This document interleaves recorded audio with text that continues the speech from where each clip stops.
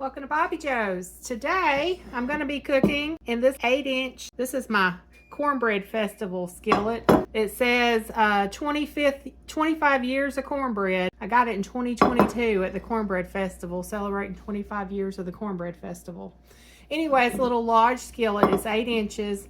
And today we're going to be making a low-carb skillet cookie. I know a lot of y'all saw my other video where I did the skillet cookie. It was not low-carb. It was full of sugar and carbs. And I was like, you know what? I'm going to show y'all how easy it is to make a low-carb version of that too. So if you're having a get-together or if you just want a snack for yourself, you can make a low-carb version for you or whoever else is doing low-carb. It's really easy to do, so stay tuned.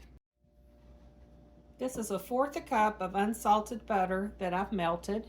1/3 cup of sweetener. This is a sweetener I'm using. But there's all sorts of sweeteners out there you can use. I also use this one, but I'm almost out, so I'm not sure if I have 1/3 cup in there. That's why I'm going to go ahead and use my monk fruit. Whatever kind of sugar substitute you normally use that. That's 1/3 cup. I'm going to do a teaspoon of vanilla extract. We're going to add in our melted butter.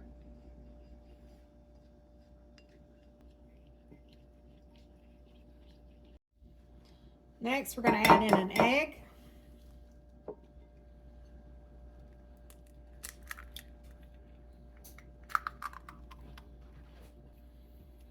You can also do this with a stand mixer if you prefer to do it that way. I just do it by hand because this is a simple recipe. Doesn't require a whole lot. All right, that's our wet ingredients. Let's move on to our dry ingredients. We're going to do 1½ cups of finely ground almond flour.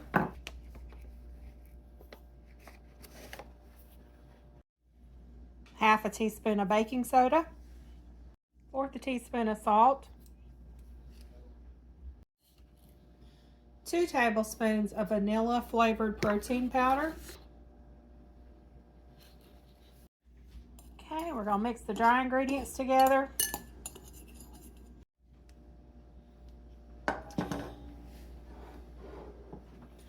Now I'm going to pour the wet ingredients into the dry ingredients and mix this together.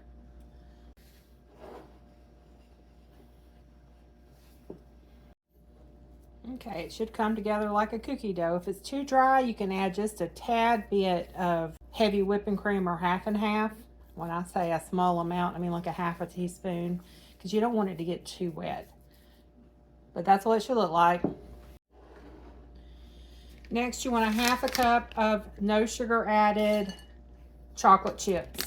And I'm using these I get from Walmart. They're Bake Believe chocolate chips, no sugar added. But you can use Lily's, Chalk Zero, whatever kind you normally use. We're going to fold this 1/2 cup of chocolate chips in. We're going to save some for the top. All right, got my skillet. This is what the dough looks like. And you could do this in a 10-inch skillet, but it would be very, very thin. If you want it thicker, do the 8-inch like I'm doing. But you're just gonna spread it out and press it down into the skillet. And I like it a little thicker, so I do it in the little 8-inch skillet.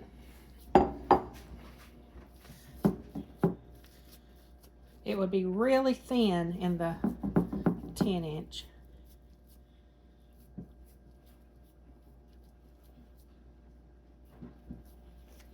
We're just going to press it down.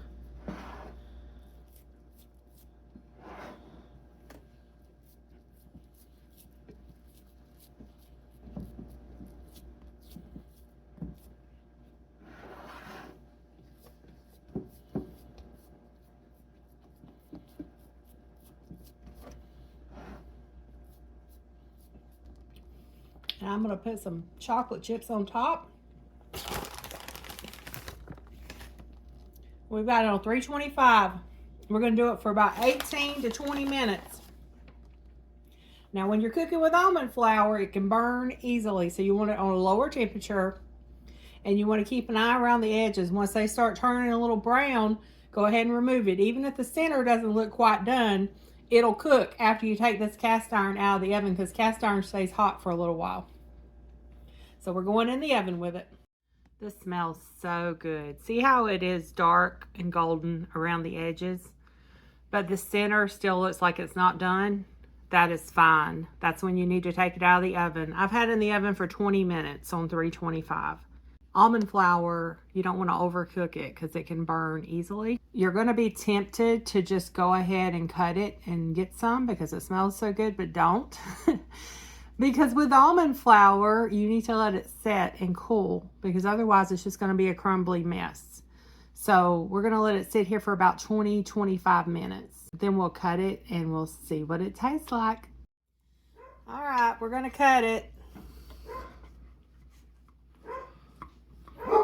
It's still a little warm. It's not completely cold, but it's been cooling for about 20 minutes. This is supposed to make 8 servings. I need a bigger spatula. This is just a little offset spatula. Bless your heart.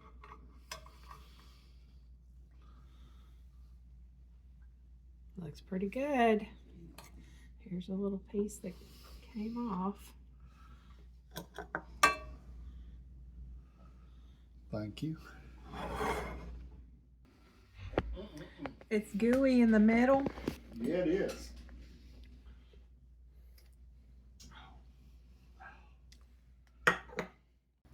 What do you think of my low carb skillet cookie?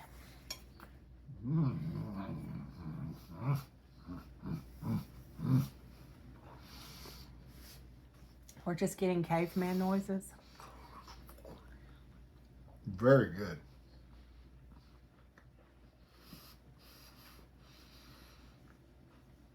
We need some whole milk. We have some whole milk in the fridge. Oh, we do? Well. I bought it for a recipe. This is very good. The almond flour does create some slight texture issues for me, but the taste and the gooiness cancel out and probably supersede the texture issues that I experience. But I don't have these texture issues, and I'm telling y'all, this is amazing. that's because you're not normal. But yeah, this is really good. This, if you're on a low carb diet and you're looking for a little sweet treat, this is the way to go. Yeah. This is good. Thank you for your review. Drool-worthy. 2 thumbs up. Thank y'all for watching. Have a blessed day.